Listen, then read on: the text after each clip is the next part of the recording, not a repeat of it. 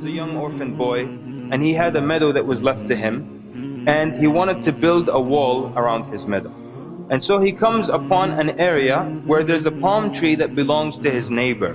So in order to build around that palm tree, his wall would not become straight, and therefore it would become weak. So he asked his neighbor to give the palm tree to him so he can include it in his territory and build a wall around it. So his neighbor refused.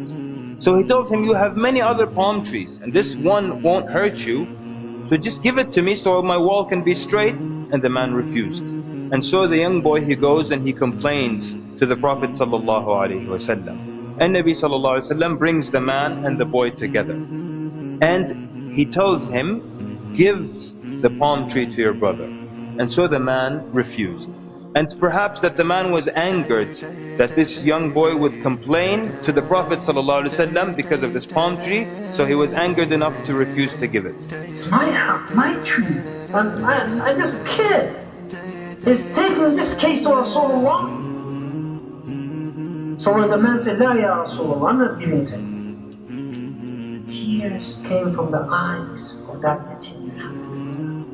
SubhanAllah. There's no father to speak for him. His father died. And Rasulullah cannot use his authority over this man because this is haqq. Give the palm tree to your brother, وَلَكَ الْجَنَّةِ, and you will have al-Jannah, you will have paradise.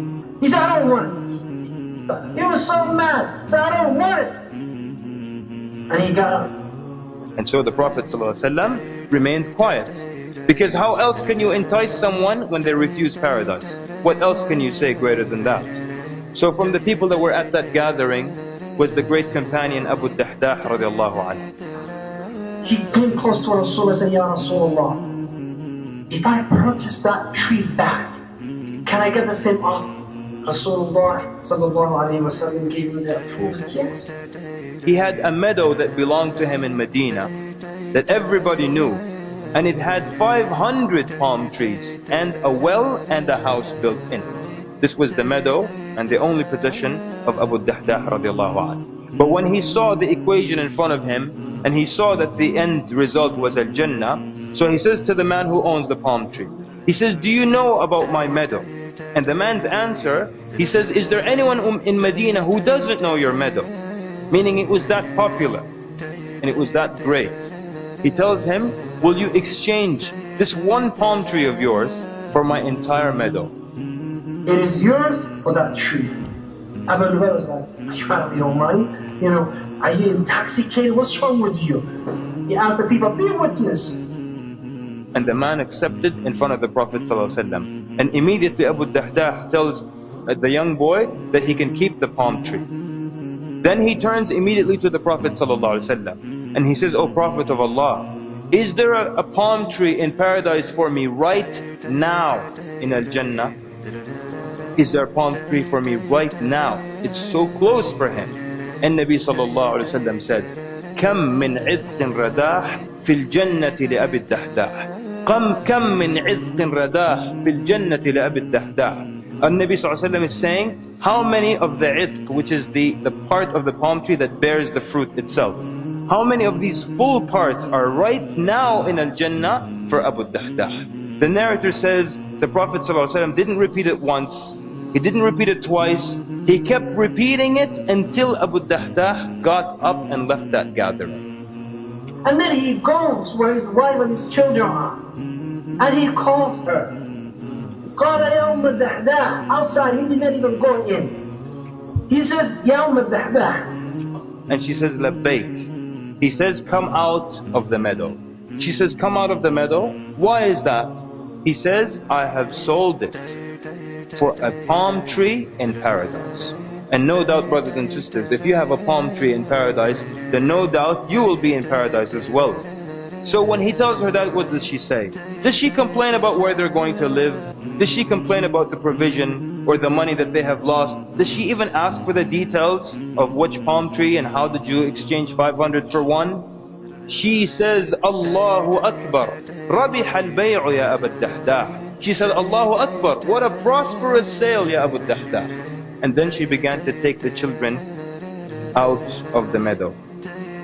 And she began to search their pockets, and she would take out all the dates that they had in their pockets, and she would say, this is not for us, this is for Allah subhanahu wa ta'ala. So brothers and sisters, this is how the righteous before us felt that paradise was close. This is how they sacrificed anything in order to do something for the sake of Allah.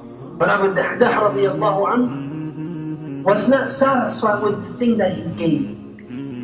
In the Battle of Uhud, when Rasulullah sallallahu alayhi wa sallam was injured, when Utbah bin Abi Waqqas threw a rock on the face of Rasulullah sallallahu alayhi wa sallam, broke his tooth, cut his lip open on the right side, and then Abdullah bin Qami'ah, he came from behind and Rasulullah is injured from that rock on his face, and he hit him so on his shoulder. And then Abdullah bin Shihab al-Zuhri, he hit the head of Rasulullah and his head was open and the blood was gushing from the head of Rasulullah sallallahu alayhi wa sallam. Every time Rasulullah could not get up, could not stand up. And every time that an army approached, Rasulullah would say to them, who is my neighbor in Jannah? And stop his speech. Until all of them were killed. Rasulullah sallallahu alayhi wa sallam, after the battle was over, and he started turning and searching for the people who were killed. And who did he find in Ikhwati? He found Abu Dahdah killed. Abu Dahdah been killed. Rasulullah sallallahu alayhi wa sallam, he kneeled down and he looked at him and he said, Kam li Ali Dahdah min itqin wa rahim Jannah. He said, now, how many trees in Jannah for Abu Dahdah? How many trees in Jannah for Abu Dahdah?